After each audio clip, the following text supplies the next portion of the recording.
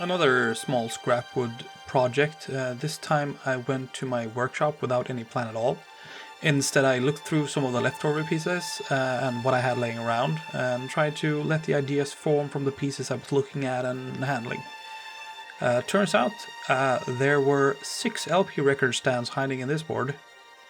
Right now I'm marking up the different cuts that I need to make on the miter and the table saw.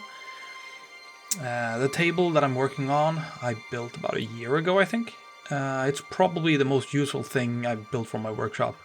I couldn't recommend it enough. It's a 2.5 by 1.2 meter tabletop from construction board with a glossy surface on a wooden frame with lockable wheels.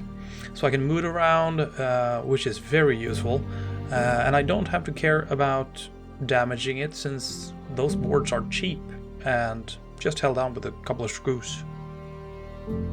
Having a huge work table simplifies so many things, and being able to move it aside with ease, it's like a fairy tale levels of quality of life improvements for a workshop. Enough on that. Let's focus on the build again. My plan was to make the board cut into 6 pieces of equal length and then make 2 slanted cuts on the table saw for the record or the records to be placed in. As with my last project, I did not manage to make it through this project without any mistakes. Instead, I managed to make a speed run of failure and make my mistake even earlier, a mistake that almost put all the pieces back into the scrap pile. See if you can spot where I make this mistake.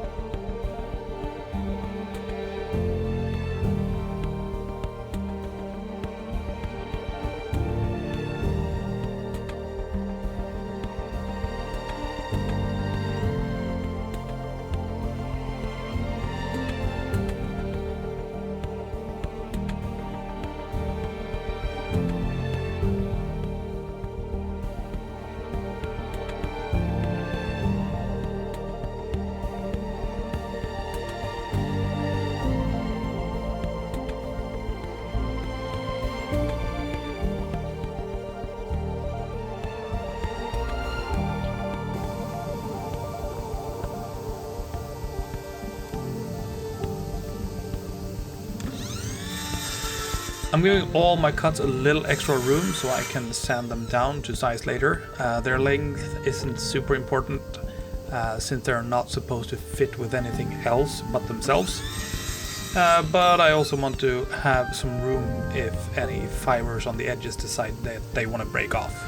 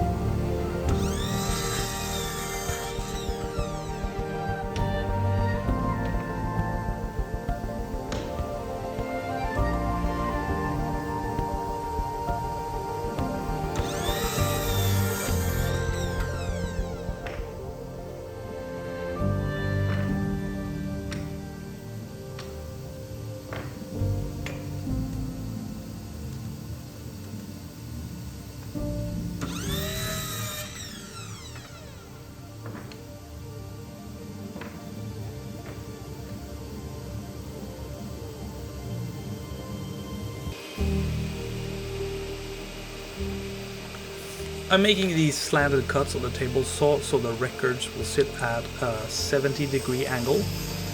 The crosscut sled that I'm using was something I threw together quite a while back as a stopgap solution. that, as with many temporary solutions, they have a way of becoming permanent. I will for now continue to use it since it solves my immediate needs, so a rebuild will be on the horizon for now.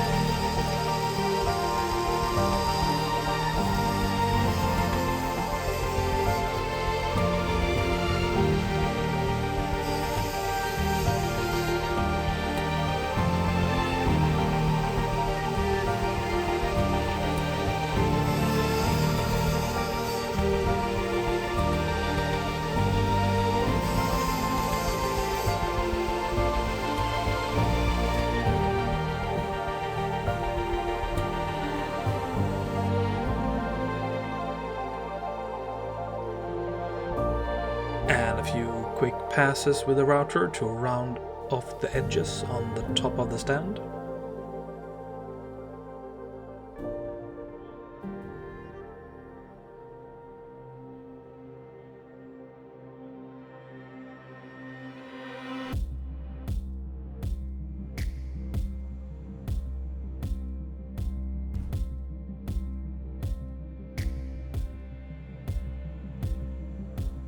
And now, sanding. So sit back, relax, and imagine how smooth the surface will be.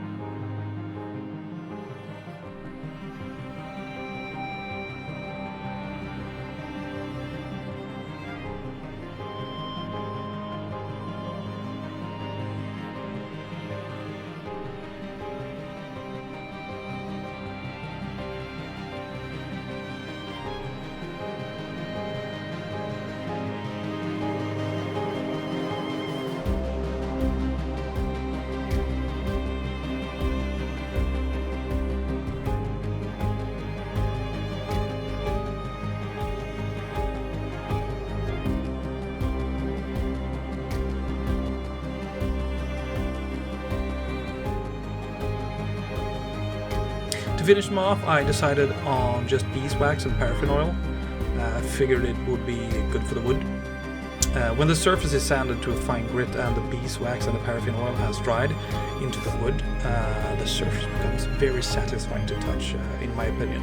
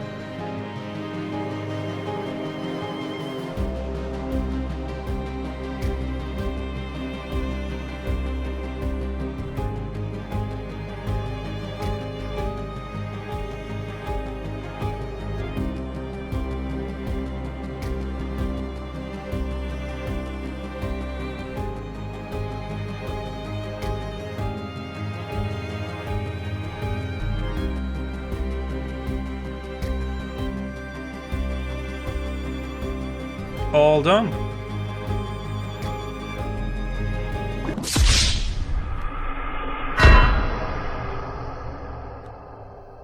Remember how I earlier said that I very early made a mistake that almost put all the pieces back into the scrap pile? This is when I realized my mistake. The cuts are slanted in the wrong direction. Now I have two options. Scrap everything and see if I have a similar piece of wood laying around to remake the stands, or try to make my mistake into a feature. But let's begin by figuring out how big of a mistake I made. We know why it fell over. An object will fall over if the center of gravity is or ends up outside of its support surface. Although the record and the stand are two different objects, combined, the system they create together gets its own new center of gravity. This is what we need to figure out to know how much I failed, and how much is needed to fix the record stand. We begin by defining and naming the variables that we need to figure out where the center of gravity ended up. The length of the base we'll call L1, the height of the base we'll call H, the depth that the record is inserted into the base we'll call that D, and the distance to the edge we will call A, for simplicity to avoid any confusion later.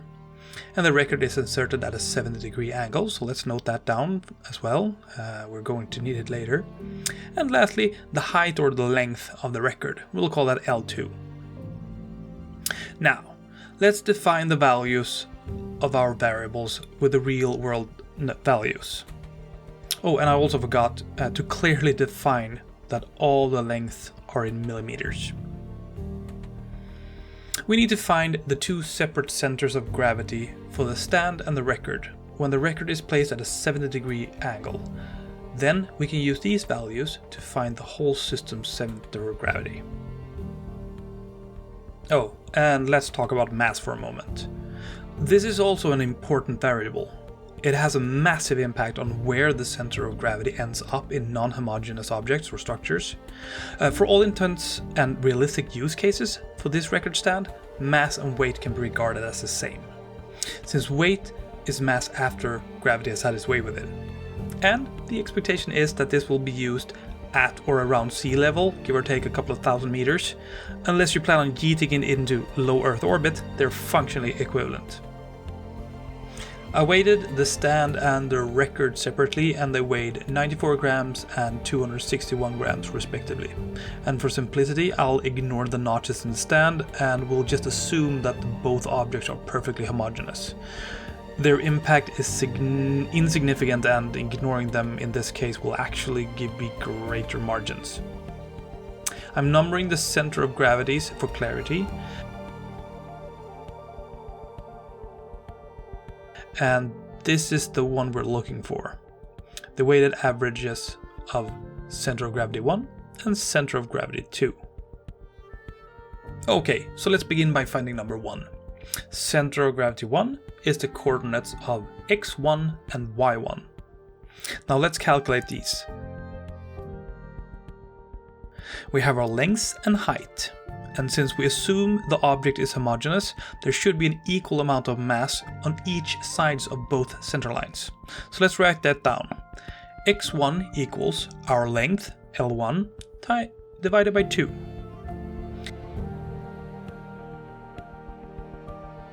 y1 equals our height, divided by 2. Now let's insert our real values into these calculations. x1 equals 130, divided by 2. x1 equals 65. y1 equals 25 divided by 2. y1 equals 12.5. Let's plot these values on a graph so we can see what they represent. Our first coordinate is on the y-axis, 12.5 millimeters, and the second is 65 on the x-axis.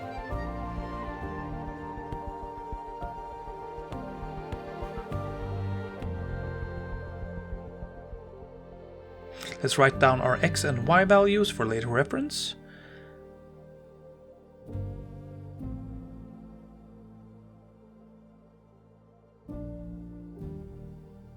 Then we need to calculate x2 and y2. This will be a little more tricky because we need to take into account the angle and where the record is located. Again, let's write down all our variables we're going to need. We're going to need the length of the base, L1, the height of the record, L2, the insert depth, D, the inset from the edge to the insert, A, and lastly, the angle of the record, 70 degrees. So for x2, it will be x2 equals, within parentheses, our first length, L1, minus A, the inset to the insert, plus cosinus of 70 degrees, times our second length, or height, L2, minus the insert, D, divided by 2. For y, it'll be y equals our height, h, plus sinus of 70 degrees, times, within parentheses, our second length, L2, minus the insert, D, divided by 2. So where did cosinus and sinus come from? Well, in order to find anything related to positions when it comes to anything related to angles, the best way is usually to start with what is called the unit circle. The unit circle is just a regular old circle centered at the origin, so 0, 0, and where the radius is 1. With this circle, we can learn all about the angular relationship between points on this circle. And in practice, if we happen to have this situation, where the radius is not exactly 1, we just multiply with whatever the new radius is. By definition, the function relating to the x-coordinate is called cosine, and y is called sine. If we have a line going from the origin at the angle of 70 degrees, it will intersect the circle at x and y, where the x-coordinate will be cosinus 70, and the y-coordinate will be sinus of 70. And there is a button on your calculator for both of these, so no need to do this manually. Now, let's again exchange our variables for values. So x2 equals 130 minus 30 plus cosinus of 70 times 320 minus 15 divided by 2. So x2 equals 100 plus cosinus of 70 times 305 divided by 2. x2 equals 100 plus 0.342 times 152, 5. x2 equals 100 plus 52, 155.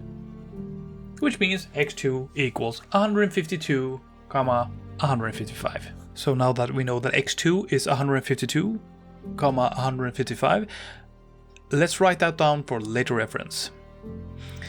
For this problem, the y-coordinates are not actually that important, since the position of x dictates whether or not it will topple over.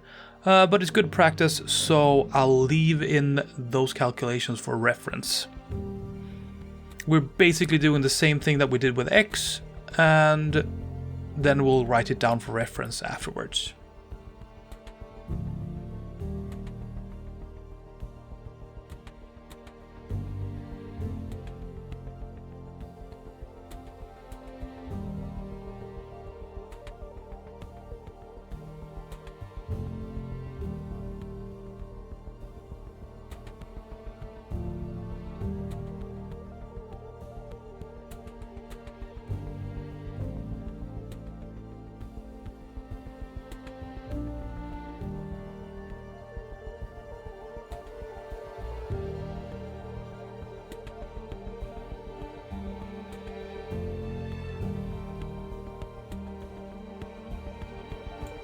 Now for the big one.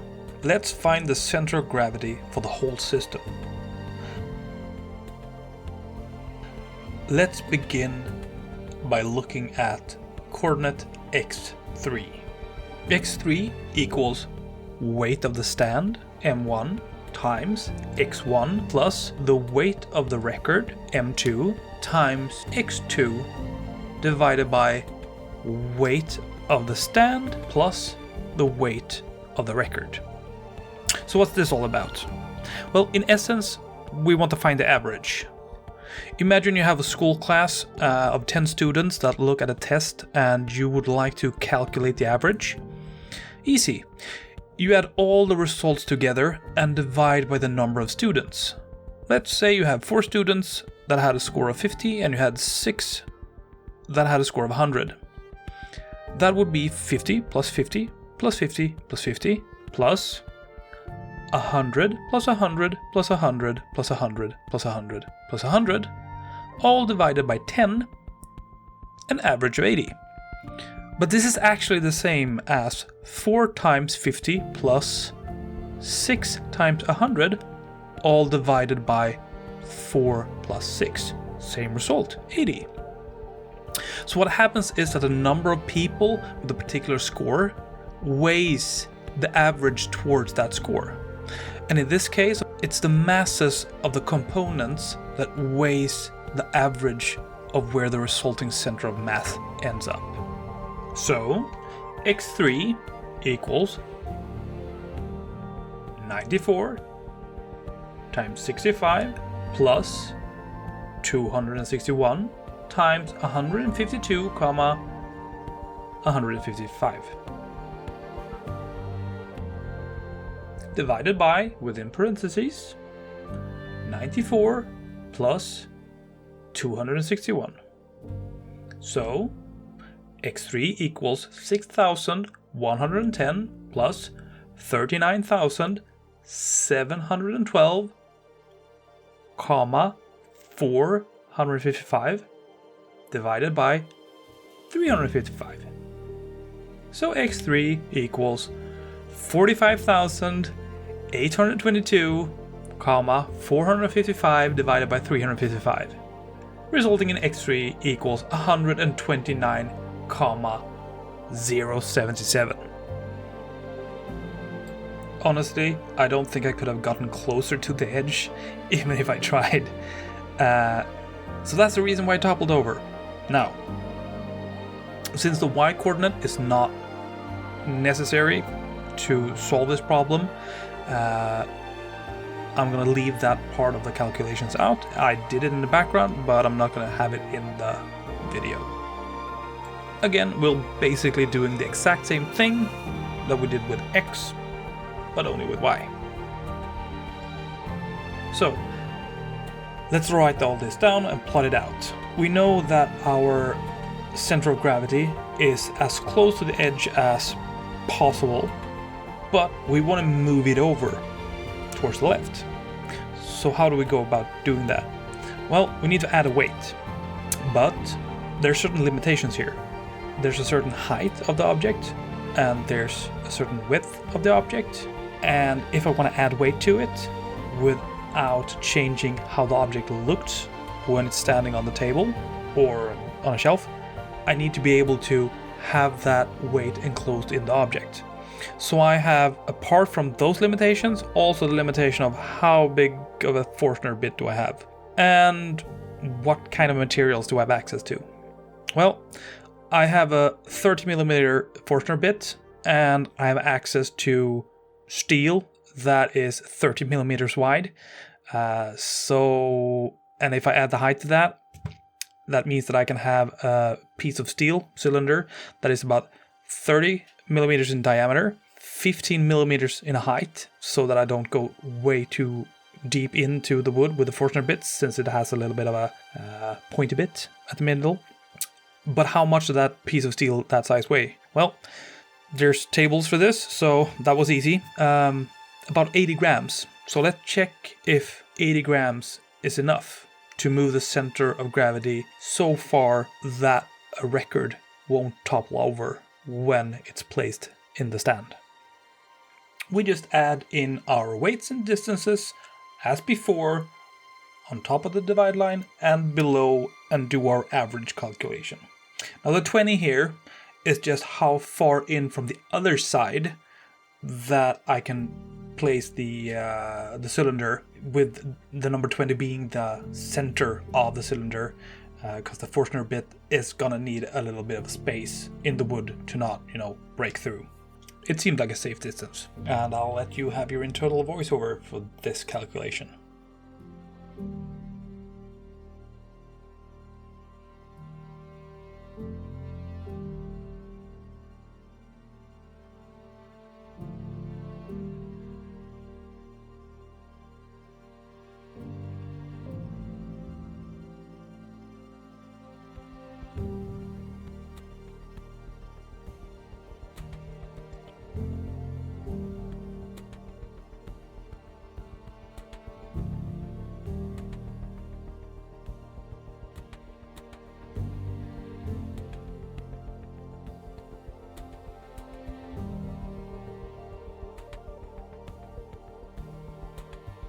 This is why there's a structural civil engineer between the architect and the builder.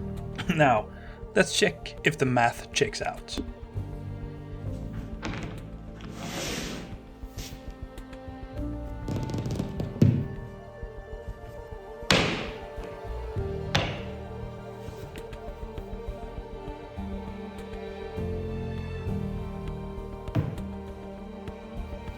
Great! Now let's drill some holes for the steel cylinders. I don't have a depth stop on my drill press, so I'm sneaking up on the depth.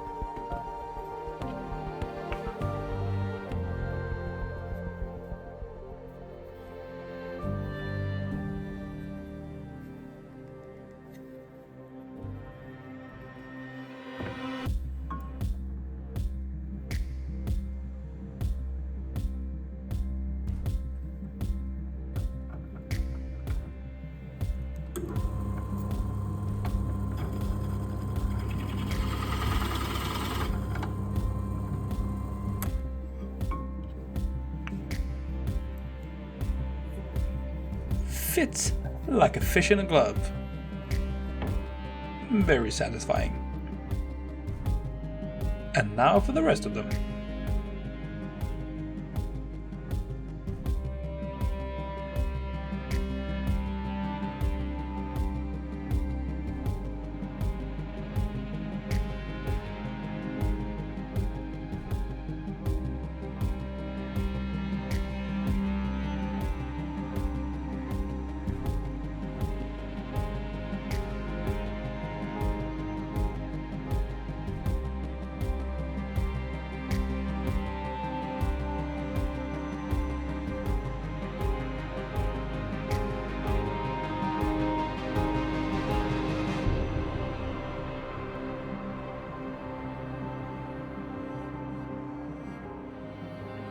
A depth stop would be handy for an operation like this, but I have yet to get around to that project.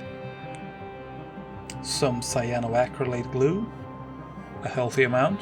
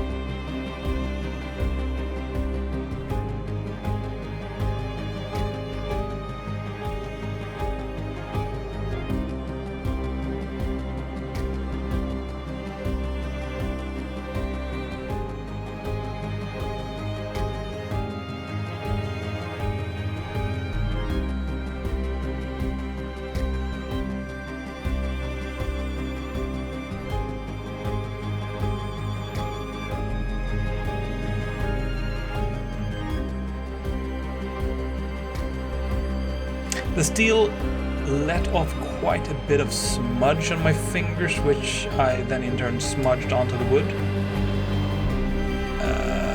If I have to do an operation like this again, I'm probably gonna use either masking tape or perhaps varnish or splay lacquer to avoid having to deep clean the wood afterwards. And would you know it, we're still not finished. Now I'm adding another record slot and modifying one of the existing.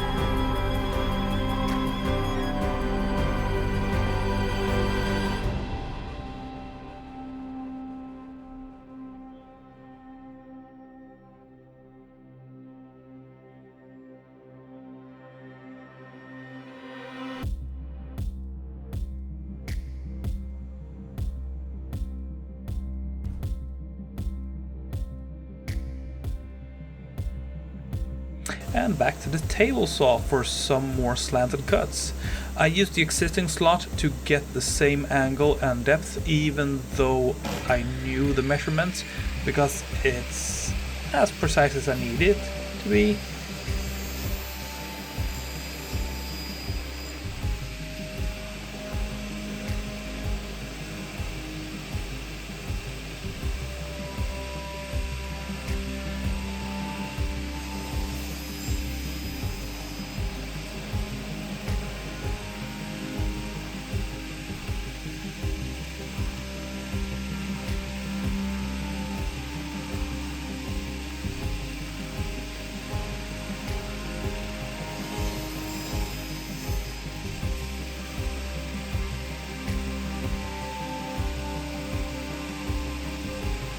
I go back and forth a few times here to check the depth against the record to ensure a snug but not too tight fit.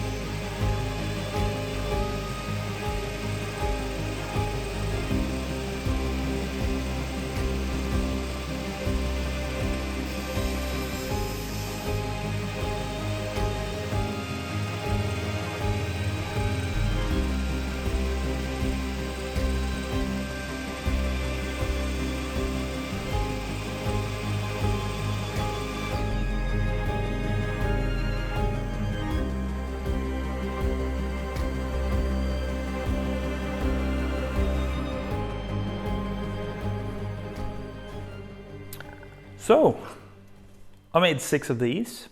Began as a mistake, or wasn't planned to begin as a mistake, but you know, still began as a mistake.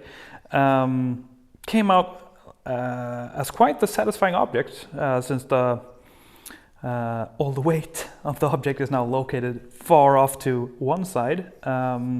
Real nice to handle. So I sent one of these away to one of my friends. He has a record collection and I figured he'd enjoy it. And he pointed out something that I haven't even thought about. The fact that LP records not only come in different sizes, but different thickness. Because we have the single ones. There's newer prints of them. There's the one with one record but multiple sides. Or folds, I think they're called. And the ones where you actually have 2 records. And these are different thicknesses, so only one size fit in this. So I went ahead and I did the modifications as per his request by making 3 slots instead of 2, where one is for the old single ones, the smallest one, one a little bit larger, and a third one that can fit one of these double records. The nice thing is that it can actually stand on its own, even with the heavier double one with 2 records in it, even though most likely real world scenario would be that you'd only have 1 record inside of this, since hopefully you're playing the other one on the record player. Either way, I think it came out great. It was a fun little project. Became a little bit bigger than I had anticipated, but that's how it is when you make mistakes. But yeah, fun project. I'm gonna do the rest of them now. So have a great one and thanks for watching.